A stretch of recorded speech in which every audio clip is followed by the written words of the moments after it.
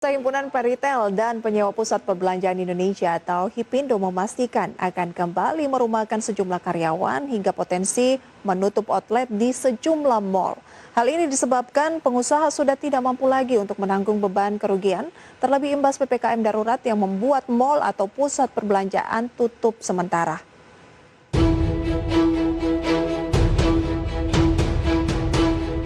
Pemberlakuan pembatasan kegiatan masyarakat atau PPKM darurat untuk kawasan Jawa dan Bali mulai 3 hingga 20 Juli mendatang ditanggapi para pengusaha yang tergabung dalam Himpunan Peritel dan Penyewa Pusat Perbelanjaan Indonesia atau HIPINDO.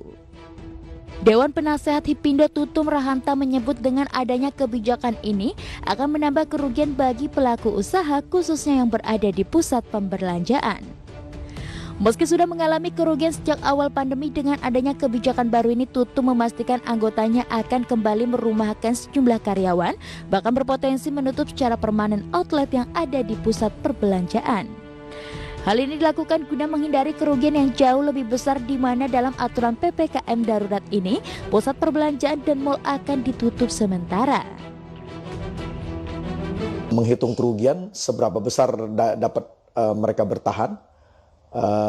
Apa yang dapat dilakukan ya pasti melakukan efisiensi secara besar-besaran lagi gitu, dengan pendapatan yang hampir dapat dikatakan sebagian besar terganggu karena pusat-pusat belanja yang non esensial ini tidak boleh beroperasi, sedangkan biaya-biaya kami yang harus kami tanggung cukup besar.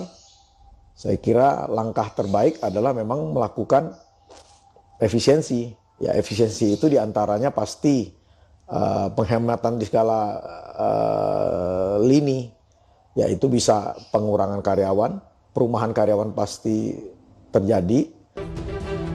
Tutum berharap pemerintah dapat memberikan sejumlah insentif bagi dunia usaha agar pelaku usaha setidaknya dapat bertahan di tengah pandemi yang hingga kini belum berakhir. Dari Jakarta, Ade Firmansyah, IDX Channel.